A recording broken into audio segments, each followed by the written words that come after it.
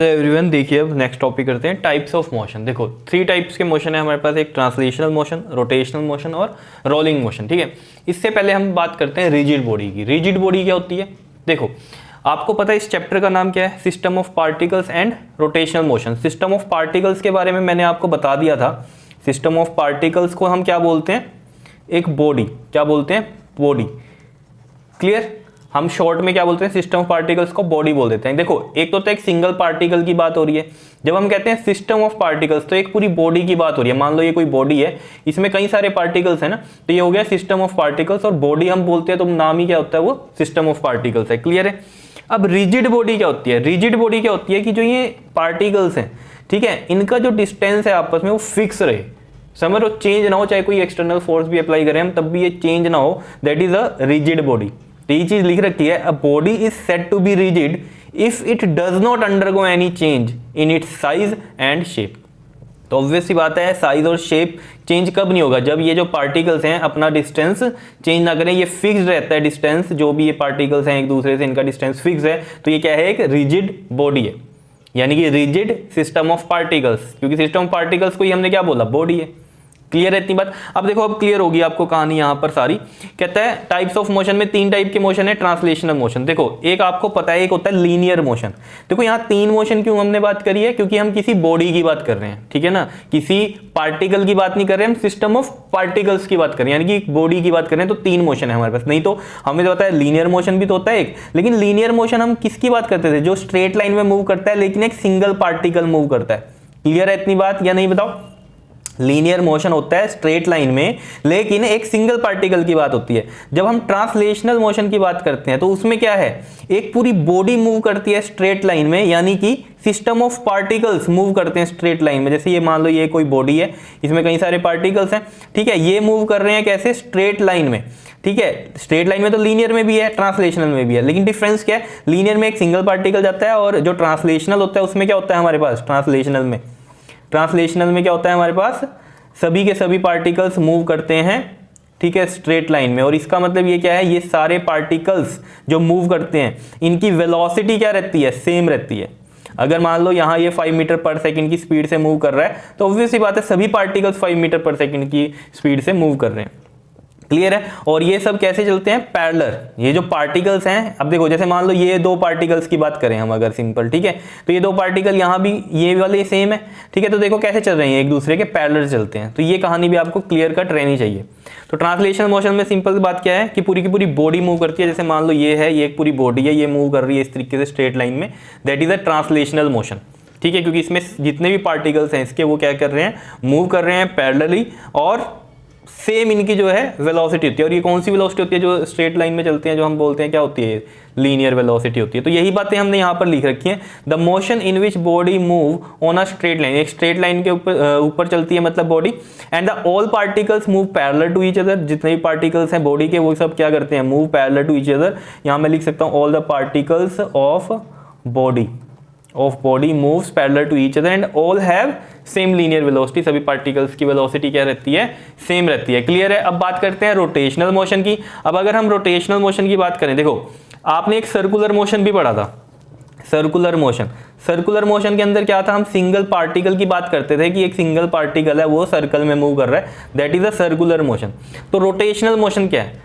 कि जो system of particles हैं वो एक सर्कुलर में मूव करें, या हम ऐसे बोल सकते हैं कि अपने एक्सिस पे जो वो रिवॉल्व होते हैं, ठीक है, पूरे के पूरे पार्टिकल्स रिवॉल्व हो रहे हैं अपने एक्सिस पे, उसे हम क्या बोलते हैं? Rotational motion. जैसे हमने लिखा भी है, the motion in which body revolve around a fixed axis is called rotational motion. देखो जैसे इसका एग्जांपल बेस्ट ये है, देखो जैसे ये हमारे पास एक पूरी बॉडी है जैसे, ठीक है, क्लियर है, ठीक है। अब ये देखो ये इस तरीके से मूव हो रही है, क्लियर, देखो अपने एक्सिस पे मूव हो रही है। एक्सिस ये स्केल मान लो, और ये पूरी बॉडी है, ये वाली पूरी बॉडी है, ये देख लो कैसे मूव हो रही है, ठीक है। अब देखो अगर इसमें एक पार्टिकल होता, अगर आप देखो ये बना तो एक सर्कल, ये पूरी जो बॉडी है वो क्या बना रही है? एक सर्कल ही तो बना रही है। अगर ऐसे मूव हो रही है तो सर्कल बना रही है, लेकिन हम क्या कह रहे हैं कि इस पूरे की पूरी बॉडी मूव कर रही है सर्कल में। मतलब कि ये जो सिस्टम ऑफ पार्टिकल्स हैं ये सर्कल में मूव कर रहे हैं, ना कि एक सिंगल पार्टिकल मूव कर रहा है। वो सर्कुलर मोशन होता है। अब ये नंबर ऑफ पार्टिकल्स हैं कई सारे, ठीक है, ये पूरे सर्कल में मूव कर रहे हैं, इसको हम क्या कहते हैं?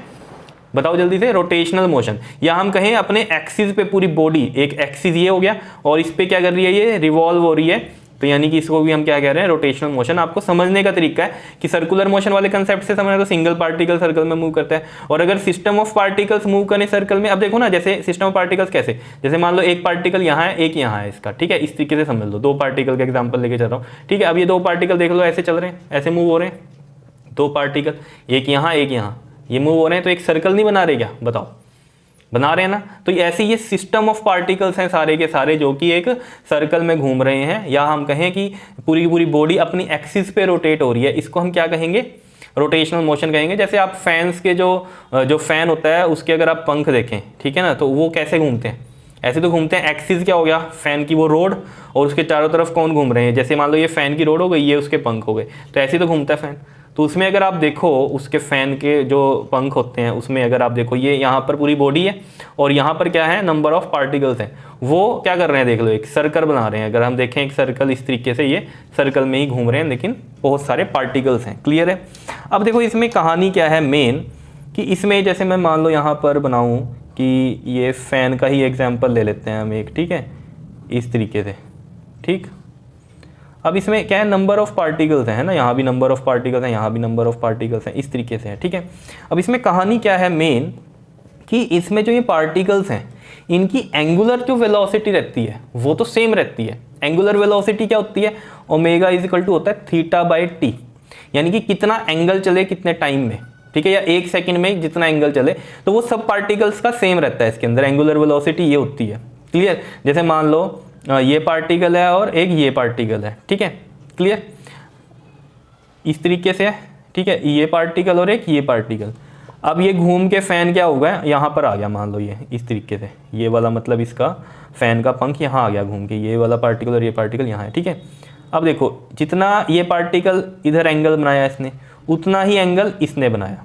अगर ये 45 डिग्री है तो ऑब्वियसली बात है ये भी 45 डिग्री है ना, लाइनें तो वही है ना, समझ पा रहे हो बात को। कहीं सोचेंगे यहाँ से बड़ा दिख रहा है तो एंगल बड़ा है, नहीं, ये लाइन देखो ना, ये लाइन 45 डिग्री की जा रही है ना, तो इस पे जितने भी पार्टिकल्स होंगे 45 डिग्री पे होंगे। तो इसका मतलब क्या है कि एंगुलर वेलोसिटी सब पार्टिकल्स की क्या रहती है, सेम रहती है रोटेशनल मोशन में। लेकिन लीनियर वेलोसिटी मेन है, लीनियर वेलोसिटी जो हमने लिखा है v इक्वल टू में आर ओमेगा। आर क्या है, डिस्टेंस, इस ये एक्सिस है, मान लो एक्सिस से डिस्टेंस पार्टिकल का, ये हो गया और एक ये हो गया। तो अगर आप देखो v equal to r omega, हम कह रहे हैं लीनियर वेलोसिटी सेम नहीं रहती। क्यों नहीं रहती लीनियर वेलोसिटी सेम, देखो इसकी दूरी मान लो ये वाली कितनी है, 5 की है, और जो अगले पार्टिकल की दूरी है वो कितनी है, 10 की है। तो देख लो ये ओमेगा तो फिक्स है, इसकी एंगुलर वेलोसिटी तो फिक्स है, लेकिन आर चेंज हो रहा है, 5 और यहाँ 10 है। तो जिसका आर कम उसकी लीनियर वेलोसिटी कम, और जिसका आर ज़्यादा, देख लो इस पार्टिकल का आर ज़्यादा है तो इसकी लीनियर वेलोसिटी ज़्यादा। तो मतलब लीनियर वेलोसिटी फिक्स नहीं है। और आप खुद भी तो सोच सकते हो ना, ये देखो जैसे ये चीज़ घूम रही है, एक यहाँ है पार्टिकल और एक यहाँ है पार्टिकल, तो जब हम इसको घुमा रहे हैं तो आप देखो ये आया तो यहाँ पर ही है उतने टाइम में ही इधर आया, ठीक है, लेकिन ये वाला जो है तेज़ी से आया क्योंकि इसका डिस्टेंस ज़्यादा है, तो ये तेज़ी से, ये पार्टिकल धीरे चल रहा है, ये वाला तेज चल रहा है अगर आप देखो तो। और जो एंगुलर वेलोसिटी है उस पर कोई फर्क नहीं पड़ता, वो सेम ही है। जब ये ऐसे आए हैं तब जो एंगल इसका है वही इसका है। लेकिन जब हम बात कर रहे हैं लीनियर वेलोसिटी की, तो देखो आप खुद सोचो, इस पोजीशन को देखना और इस पोजीशन को देखना। जब मैं इसको ऐसे रोटेट कर रहा हूँ तो ये वाला ऐसा लगेगा धीरे चल रहा है और ये वाला पार्ट लग रहा है तेज चल रहा है। समझ तो वही है कि जिसकी दूरी कम है उसकी स्पीड कम लगती है और जिसकी दूरी ज़्यादा है उसकी स्पीड ज़्यादा लगती है। तो लीनियर वेलोसिटी क्या रहेगी, डिफरेंट रहेगी डिफरेंट पार्टिकल्स की इसमें। क्लियर है। तो ये बात मेरे को लगता है समझ में आ गई होगी आपको, ठीक है ना। तो यही लिख रखा है, the motion in which the body revolve around a fixed axis is called the rotational motion. और मेन जो बात है क्या कहता है, in rotational motion the angular velocity of each particle is same but their linear velocity will be different. And the linear velocity जो है हमारी गिवन है कैसे, v इक्वल टू में आर ओमेगा। तो यानी कि आर चेंज रहेगा तो ऑब्वियस बात है v भी चेंज ही रहता है क्योंकि ओमेगा तो फिक्स है इसका। क्लियर है, इतनी बात समझ में आई। तो इसमें आपको डिफरेंस समझना है। सर्कुलर मोशन में क्या है, एक सिंगल पार्टिकल रोटेट करता है सर्कुलर मोशन में, और जो रोटेशनल मोशन है इसमें सिस्टम ऑफ पार्टिकल मूव करते हैं सर्कल में। समझ रहे हो। जैसे अगर आप देखो तो ये वाला एक सर्कल ये बना रहा है अलग, ठीक है ना, ये वाला एक सर्कल अलग में घूम रहा है, ये वाला अलग में घूम रहा है। तो देख रहे हो कितने सारे पार्टिकल्स हैं जो सर्कुलर मोशन में घूम रहे हैं। उसको हम क्या बोलते हैं, रोटेशनल मोशन, जिसमें नंबर ऑफ पार्टिकल्स घूम रहे हैं सर्कल में। सिंगल की बात होती है तो सर्कुलर मोशन है, लेकिन कई सारे घूम रहे हैं, बहुत सारे सिस्टम ऑफ पार्टिकल, पूरी बॉडी घूम रही है, तो वो क्या है, रोटेशनल मोशन है। क्या इतनी बात क्लियर है। और इसको लिखने का ढंग ये भी होता है कि अपने एक्सिस पे ही अगर रिवॉल्व अराउंड हो रही है बॉडी तो उसको भी हम क्या कहते हैं, रोटेशनल मोशन बोलते हैं। क्या इतनी बात क्लियर है या नहीं है बताओ। अब और क्लियर हो जाएगा। देखो एक थर्ड आता है हमारे पास, कौन सा, रोलिंग मोशन कौन सा है, ये हमारे पास third rolling motion. Rolling motion में क्या है, ट्रांसलेशनल भी है और रोटेशनल भी है। देखो बात इसमें बॉडी की हो रही है, ट्रांसलेशनल में क्या है कि आगे बढ़ता है, स्ट्रेट चलता है, ठीक है ना, और रोटेशनल मतलब घूमता है अपने एक्सिस पे ही।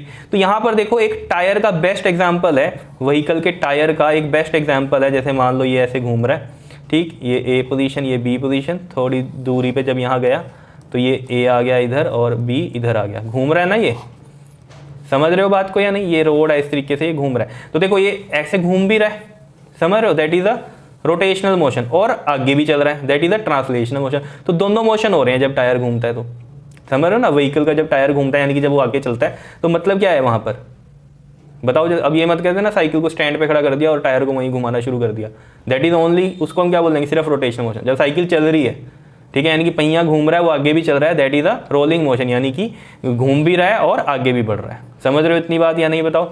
अगेन ये हम मान लो इस तरीके से बन गया हमारे पास। तो ये चीज़ है कि रोलिंग में क्या होता है, हमारे दोनों मोशन होते हैं, ट्रांसलेशनल भी और रोटेशनल भी। यही बात लिख रखी है कि when a body translates as well as rotate, translate भी हो रही है और रोटेट भी हो रही है। ट्रांसलेट मतलब आगे चल रही है और रोटेट भी हो रही है, रोटेट हो रही है तभी वो आगे चल रही है। इसमें ये फ्रिक्शन की वजह से वो आगे बढ़ती है ना, ये तो कहानी आपको पता ही है, ठीक है। तो यानी कि रोटेशनल भी है और ट्रांसलेशनल मोशन भी है, उसको हम क्या बोलते हैं, रोलिंग मोशन। एग्जांपल लिख दिया हमने, motion of tyres of vehicles. बताओ इतनी बात क्लियर हुई है या नहीं है। रिजिड बॉडी मैंने आपको बता ही दिया कि क्या होती है। बताओ अब रोलिंग मोशन में आपको बहुत क्लियर कट समझ में आ रहा होगा रोटेशनल मोशन क्या है। क्लियर है इतनी बात, बताओ समझ में आया, ठीक है। तो ये था आपके पास types of motion. Okay, thank you.